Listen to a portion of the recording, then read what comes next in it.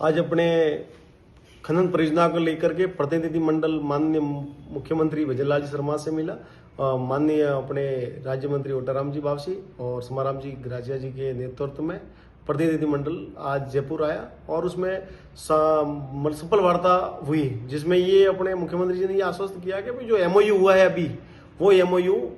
अपने किसी प्रकार से आगे इसकी कार्रवाई नहीं की जाएगी। एमओयू का मतलब होता है कोई आवंटन नहीं हुआ। इन्होंने मुख्यमंत्री जी ने और सबके सामने बात करी है, ना कि किंतु परंतु, सबके सामने जितने भी लोग थे, 54 लोगों का प्रतिनिधि मंडल आया था, उसके सबके सामने सामूहिक बैठ करके ओपन बात हुई। उसमें मंत्री जी, राज्य मंत्री ओटाराम जी बावसी ने भी बातें रखी और मुख्यमंत्री जी ने स्पष्टता के साथ कहा कि भाई किसी प्रकार से जनता के साथ अहित नहीं होने देंगे और जो अपने अभी 1700 करोड़ का एमओयू हुआ है, एमओयू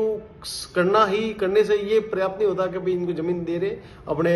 किसी प्रकार से इस कार्रवाई को रोक दी जाएगी। और जो अभी जन सुनवाई हुई थी खनन परियोजना को लेकर के, जन सुनवाई में अपने पर्यावरण एनओसी है, वो पर्यावरण एनओसी के लिए जो अग्रिम कार्रवाई है उसको रोक दी जाएगी। साथ ही अपने जो 800 हेक्टेयर जमीन के बारे में थी, तो उसमें 500 और 550 के लगभग जो किसानों की जमीन थी 550 हेक्टेयर, उसमें इन्होंने ये कहा है कि 1 इंच भी आपकी सहमति के बिना कोई जमीन नहीं ले सकता, इसलिए किसानों की जमीन 1 इंच भी जाने नहीं देंगे। साथ ही जो सरकारी जमीन है, वो सरकारी जमीन के लिए सभी ने एक स्वर में कहा कि हमारी मुख्य मांग यही है कि निरस्त होनी चाहिए। तो उसमें माननीय मुख्यमंत्री जी ने ये कहा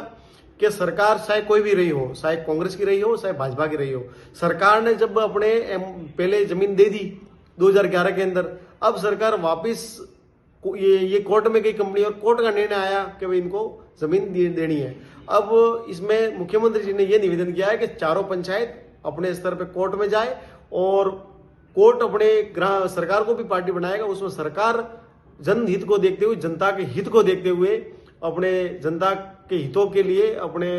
पैरवी करेगी, जिसमें जनता का हित हो, जनता के पक्ष में पैरवी करेगी। ये इन्होंने आश्वस्त किया है। आज की वार्ता बहुत ही सफल रही और इससे मुझे लगता है कि कहीं ना कहीं ये सभी को संतुष्ट होना चाहिए और ये वार्ता 100% सफल रही।